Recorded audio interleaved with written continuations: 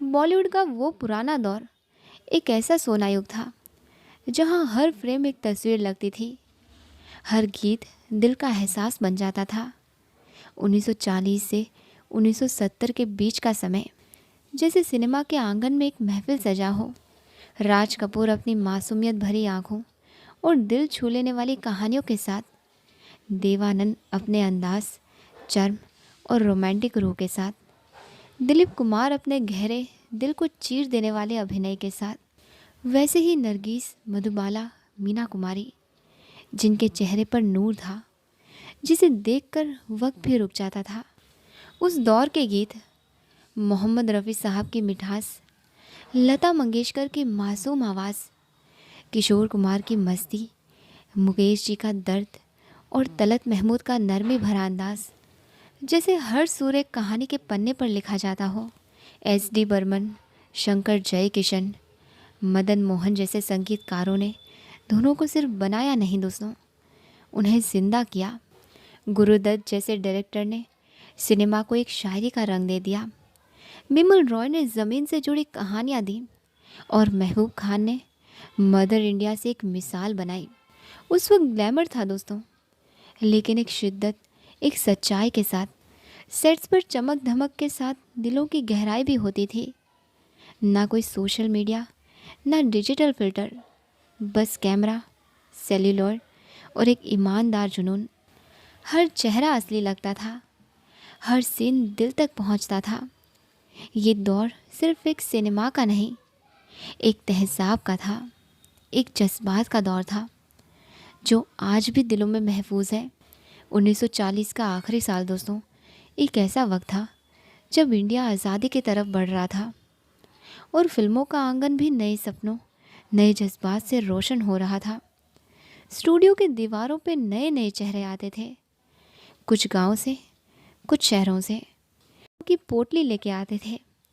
उस वक्त कैमरा के सामने आना सिर्फ एक नौकरी नहीं, एक इबादत थी। राज कपूर, एक 24 साल के लड़के जो अपने पिताजी पृथ्वीराज कपूर के रंगमंच से निकलकर कैमरा के सामने आए। आवारा और शेर 420 जैसी फिल्मों ने उन्हें आवाम का हीरो बना दिया, पर उनका सच ये था कि शुरू में अपनी पहली फिल्म के लिए पैसे तक नहीं थे। दिलीप कुमार, जिन्होंने मार्केट में फल बेचने से अपनी ज़िंदगी शुरू की थी और आगे चल के ट्रेजेडी किंग बने, जिनका एक एक डायलॉग दिल छेड़ जाता। देवानंद, लाहौर से आए हुए वो एक्टर जिनका सूट बूट और नखरे से भरा हुआ रोमांटिक स्टाइल लड़कियों का सपना बन गया, लेकिन बॉम्बे आते ही दोस्तों के साथ एक कमरे में रहकर स्ट्रगल किया। मधुबाला, एक छोटी सी बच्ची जो चौल में रहती थी, जिसका चेहरा कैमरे पर एक रोशनी बन जाता।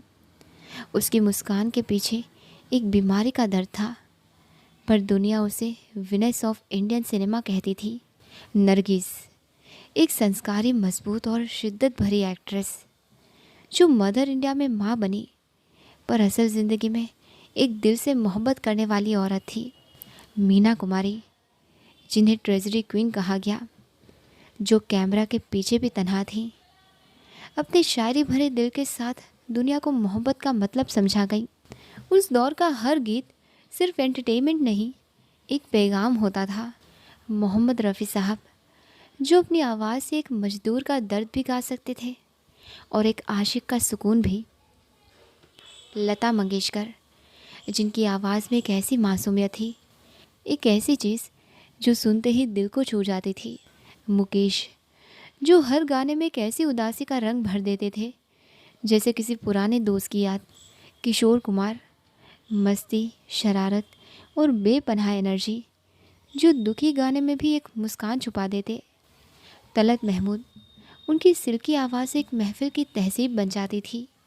उस दौर के गानों के बोल शब्द से ज़्यादा एहसास होते थे। प्यार का मतलब था इंतज़ार, जुदाई का मतलब था ज़िंदगी का रुक जाना, और खुशी का मतलब था किसी अपने के साथ एक पल गुजार लेना। गुरुदत्त, जो सेट पर कैमरा को इस तरह रखते थे कि एक सीन तस्वीर बन जाता था। प्यासा और कागज़ के फूल उनके दिल का खून थी। बिमल रॉय, ज़मीन से जुड़ी कहानियाँ किसान का दर्द और असल भारत का सच। महबूब खान, जिन्होंने मदर इंडिया बनाकर दुनिया को दिखाया कि हिंदुस्तान का सिनेमा कितना गहरा हो सकता है। राज खोसला, विजय आनंद, चेतन आनंद, जिनके शॉट्स में रोमांस, थ्रिल और कला एक साथ होती थी। ना कोई वैनिटी वैन दोस्तों, और ना ही कोई पीआर टीम। बस उस दौर के सारे एक्टर्स लोकल ट्रेन से स्टूडियो आते, मेकअप एक ही रूम में होता और लंच के वक्त सब लोग मिलकर डब्बा खोलते। आउटडोर शूटिंग का मतलब होता था शहर के असली गली मोहल्ले या किसान के खेतों में कैमरा लगाना। और ऑडियंस वो भी अलग थी। लोग टिकट लेकर फिल्म देखने सिनेमा घरों में जाते, फिर उसके डायलॉग्स महीनों तक याद रखते।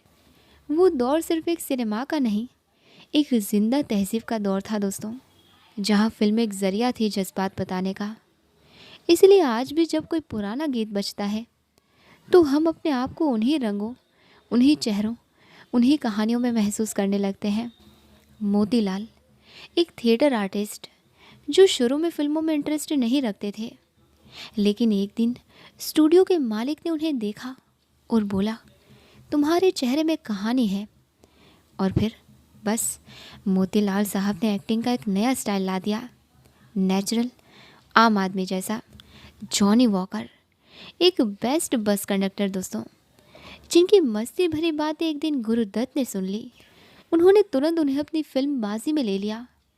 जॉनी वॉकर का नाम आज भी हिंदी कॉमेडी का एक चैप्टर है। राजेंद्र कुमार अपनी पहली फिल्मों में सैड रोल्स करते रहे, कभी एक्स्ट्रा का काम भी किया, लेकिन एक दिन उनकी स्माइल और शिद्दत ने उन्हें जुबली कुमार बना दिया।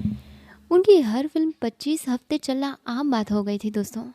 सुनील दत्त, जो ऑल इंडिया रेडियो के अनाउंसर थे, एक इंटरव्यू के लिए सेट पर आए और नरगिस के सामने एक्टिंग का मौका मिल गया।